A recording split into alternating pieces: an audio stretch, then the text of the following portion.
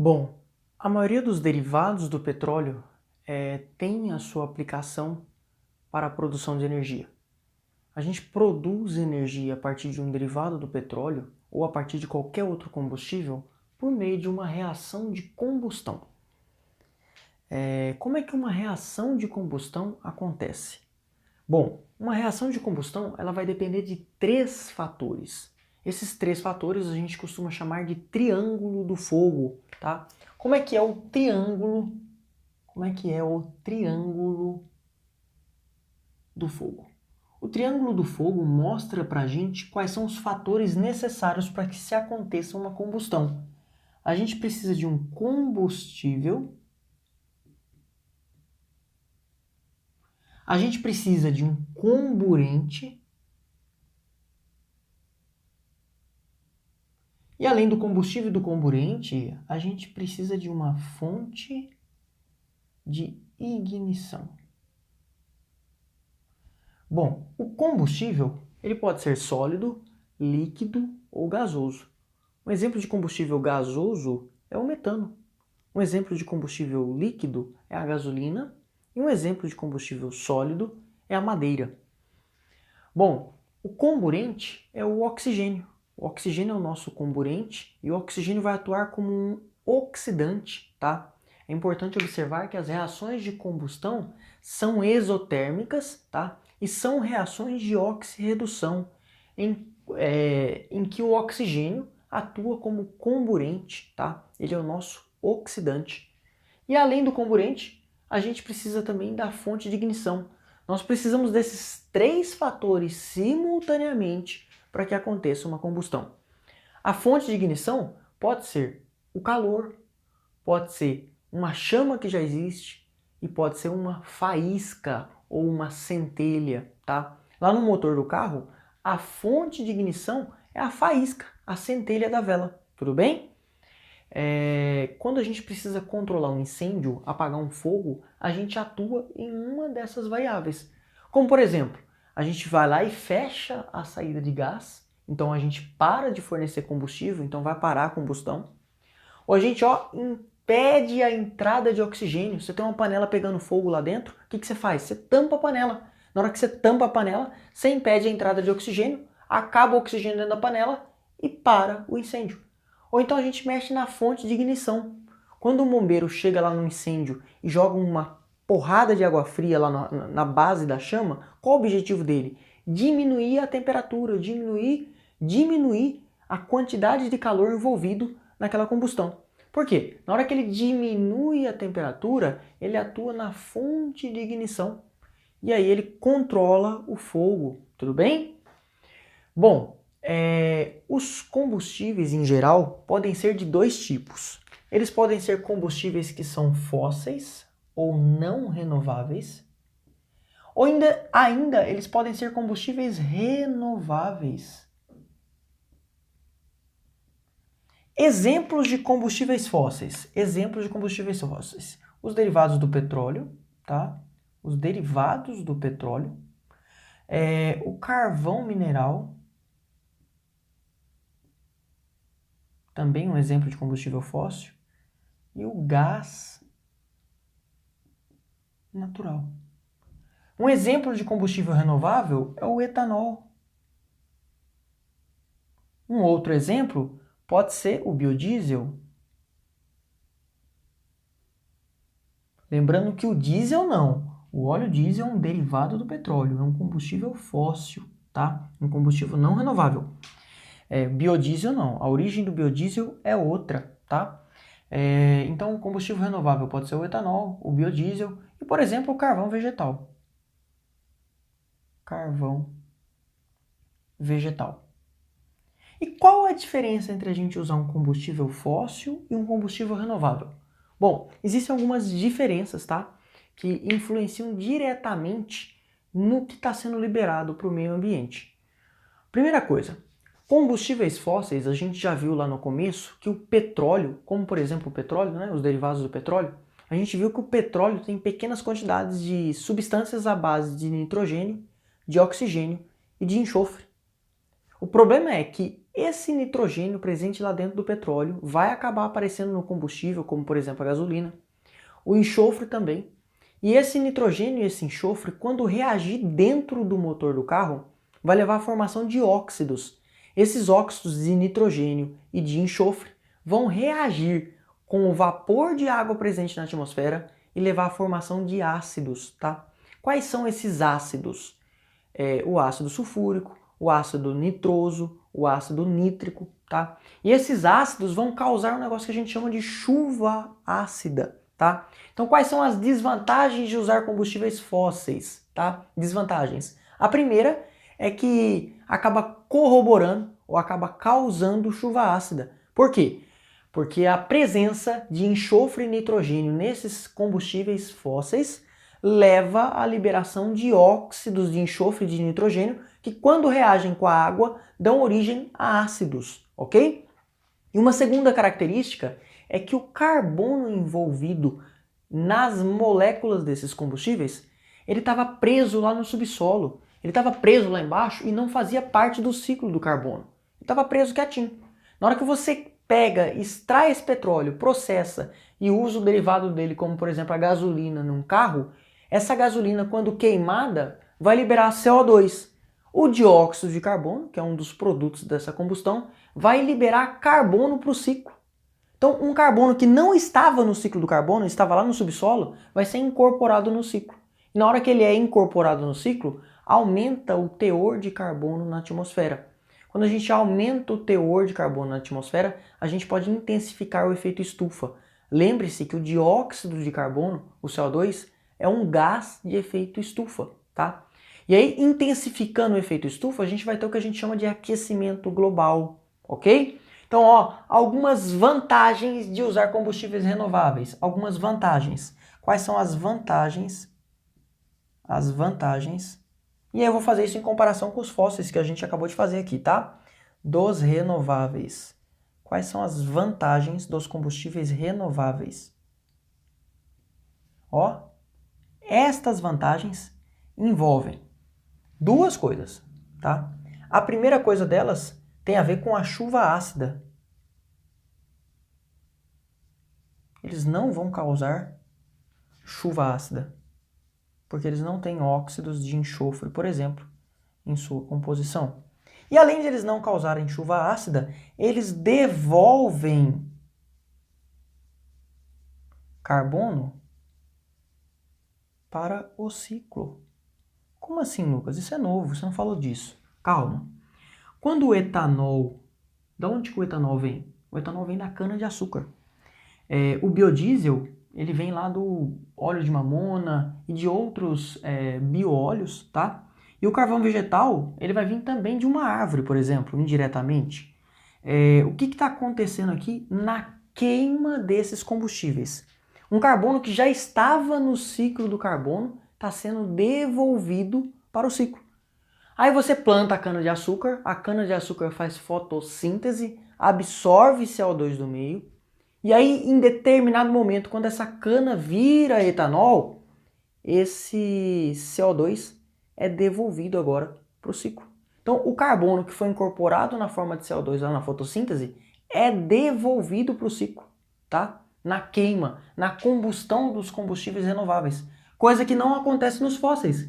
Nos fósseis, lembra que eu disse? O carbono do subsolo que estava lá preso, lá embaixo, agora é incorporado ao ciclo, ao invés de ser devolvido, tá bom? Isso é um problema muito grande porque a gente vai intensificar o efeito estufa, causa o aquecimento global. Ok. Bom, e como é que é uma reação de combustão, tá? Como é que é uma reação de combustão? De forma geral, um combustível, tá? Um combustível vai reagir com um comburente. E quando esse combustível reagir com o nosso comburente, eu vou produzir os produtos da combustão, como, por exemplo, o CO2 e a água. Lembrando que para eu produzir CO2 e água, o nosso combustível tem que ter carbono e hidrogênio. Ou carbono, hidrogênio e oxigênio. Se esse combustível tiver só carbono, não tem como eu produzir água, tá? Porque para produzir água eu preciso de átomos de hidrogênio também, além do oxigênio. Lembrando que o nosso comburente é o gás oxigênio. Bom, quais são os tipos de combustão? Existem 3 tipos de combustão. Uma combustão completa, uma combustão incompleta e uma combustão muito incompleta. Como é que a gente equaciona essas combustões? Como é que a gente escreve equações delas? A gente vai treinar aqui. Como é que a gente equaciona então? Por exemplo, se eu tiver lá a gasolina, que é representada pelo isoctano, tá? De fórmula C8H18, é um combustível líquido. Quando reage com o gás oxigênio, ela sofre combustão. Só apagar esse maisinho aqui. Ela sofre combustão. Quando ela sofre combustão, o que a gente produz se a combustão for completa? A gente vai produzir dióxido de carbono. O dióxido de carbono, que é o CO2, tá? Vai ser o produto da combustão e além dele, a gente produz água. A água pode estar, por exemplo, na forma de vapor, tudo bem? Bom, aqui a gente tem uma equação de uma combustão completa. Qual que é a sua característica? No produto, a formação de CO2, ok? Agora, se a combustão for incompleta, como é que a gente equaciona uma combustão incompleta? Bom, uma combustão incompleta vai ser equacionada assim, ó. A gente vai ter o C8H18, que também é um combustível líquido, que vai reagir agora com o gás oxigênio. E agora, em uma combustão incompleta, a gente não produz o CO2, a gente produz o CO, que é o monóxido de carbono. Além dele, a gente produz água, por exemplo, no estado de vapor. Por último, como que a gente equaciona uma combustão incompleta? Numa combustão incompleta, ao invés de produzir monóxido de carbono, tá? Perdão, volta. Corta. Como é que a gente equaciona, então, uma combustão muito incompleta? A gente já viu a completa, que produz CO2, e a gente já viu a incompleta, que produz CO. Como é que é a muito incompleta? Bom, numa combustão muito incompleta, o nosso isoctano, que é o nosso combustível líquido, vai reagir com o gás oxigênio do mesmo jeito, só que agora a gente não vai produzir monóxido de carbono, não. A gente vai produzir carbono sólido, fuligem. E além da fuligem, a gente vai produzir, por exemplo, o vapor de água. Ô Lucas, eu percebi aí que você falou de completa, incompleta, muito incompleta. E o que você mudou aí só? Só o CO2, o CO e o C. É isso mesmo, Lucas? É isso mesmo. Numa combustão completa, a gente tem oxigênio suficiente para levar a formação de CO2. Então vai formar CO2. Numa combustão incompleta, a gente não tem tanto oxigênio disponível. O oxigênio está reduzido. E num cenário de oxigênio reduzido, o principal produto formado é o monóxido de carbono. Agora, se tiver muito pouco oxigênio, a nossa combustão vai ser muito incompleta. E se ela for muito incompleta, o nosso produto formado vai ser o carbono sólido, ou fuligem, tá? É importante a gente balancear essas equações, tá? E como é que a gente balanceia elas? A gente vai colocar número 1 para o nosso combustível, que é a substância que tem maior número de átomos. Quando a gente coloca número 1 aqui, a gente percebe que antes da seta nós temos 8 carbonos. Seguindo aquela ideia da lei de Lavoisier, que é a lei da conservação das massas, antes da reação, a soma das massas tem que ser igual à soma das massas depois. Significa então, ó, que a quantidade de átomos de cada elemento antes tem que ser igual à quantidade de átomos de cada elemento depois. Se aqui eu tenho 8 carbonos, depois eu preciso ter 8 carbonos. Note, eu não vou colocar 8 aqui, ó, embaixo não, porque o CO2 é desse jeito, é 1 carbono para cada 2 oxigênios. Essa é a proporção dele. O que a gente vai fazer? A gente vai levar a formação de 8 moléculazinhas de gás carbônico. Além disso, ó, se eu tenho 18 hidrogênios antes da seta, depois da seta eu tenho que ter 18 também. O número de átomos não pode variar. O número de átomos de cada elemento tem que ser constante, tá? Dalton disse que em uma reação química, átomos não são criados e nem destruídos, são apenas rearranjados. Se eu tenho 18 antes, tem que ter 18 depois. Que número que a gente multiplica por 2 para dar 18? A gente multiplica por 9. Então 9 vezes 2 vai dar 18 depois, igualando a 18 antes. Bom, se você observar, só falta o coeficiente do oxigênio, mas do lado direito da seta a gente já sabe os coeficientes de todo mundo. Então 8 vezes 2, 16 oxigênios, mais 9, 25. Então à direita da seta eu tenho 25 oxigênios. Que número que eu multiplico por 2 para dar 25? Bom, o número é 25 sobre 2. 25 sobre 2 vezes 2 vai dar 25 e vai igualar a quantidade de oxigênios depois e antes da reação, ok?